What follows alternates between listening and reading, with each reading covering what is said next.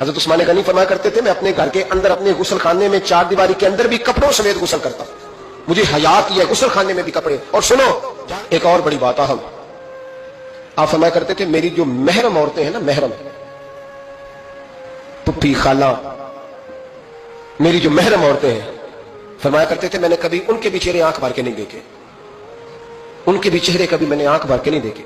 جو میری محرم عورتیں ہیں پھپھی خالہ، فرماتے تھے ان سے بھی جب بات کرتا ہوں تو میں چہرہ جھکا کے۔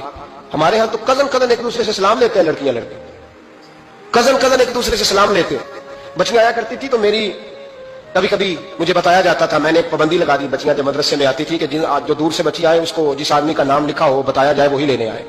ایک دن مجھے اطلاع دی گئی کہ آپ تھوڑی دیر آئیں، میں گھر گیا تو مجھے بتلایا گیا ایک بچی ہے تو اس کو جو پہلے لینے آتا تھا وہ نہیں آیا، کوئی اور آیا۔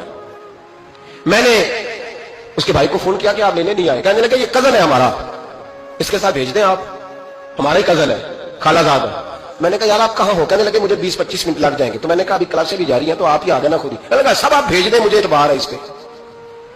میں نے اس کو ایک بات کہی جو آپ کو بھی کہتا ہوں، میں نے کہا یار تمہیں اعتبار ہے تو اللہ رسول کو اعتبار کیوں نہیں؟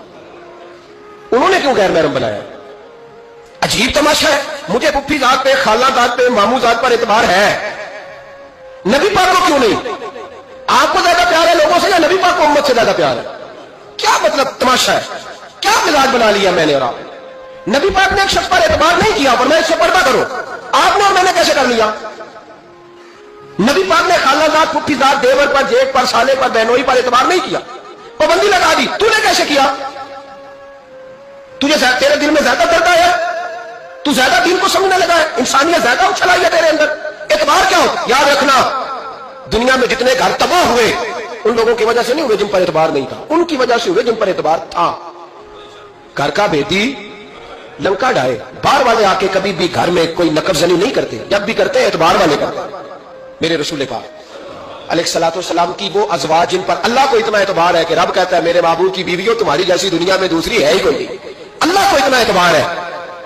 لیکن ایک نابینا سے ابھی آئے تو حضور کی 2 ازواج بیٹھی تھی تو نبی پاک نے فرمایا پردہ کرو۔ یا رسول اللہ وہ تو نابینا ہے، فرمایا تمہیں تو نظر آ رہا ہے نا، تمہاری آنکھیں تو کھلی ہوئی ہیں۔ حضور کو اعتبار نہیں تھا، بس کر دے۔ سب سے بڑا ظالم وہ ہے جو کہتا ہے مجھے بیٹی پہ اعتبار ہے، وہ ظالم ہے، وہ اپنی بیٹی کے ساتھ ظلم کر رہا ہے۔ جو کہتا ہے مجھے اعتبار ہے، کالج جا رہی ہے، یونیورسٹی جا رہی ہے، اکیلے آ جا رہی ہے، مجھے اعتبار ہے، یہ ظلم کر رہا ہے بچی کے ساتھ۔ وہ تو بچی ہے، اس کا تو ذہن کمزور ہے، ہو سکتا ہے صاف دل ہو لیکن سامنے جو شیطان چوکوں میں گلیوں میں دائیں بائیں گھوم رہے ہیں وہ تو صاف دل نہیں ہے نا، وہ تو معصوم طبع نہیں ہے نا۔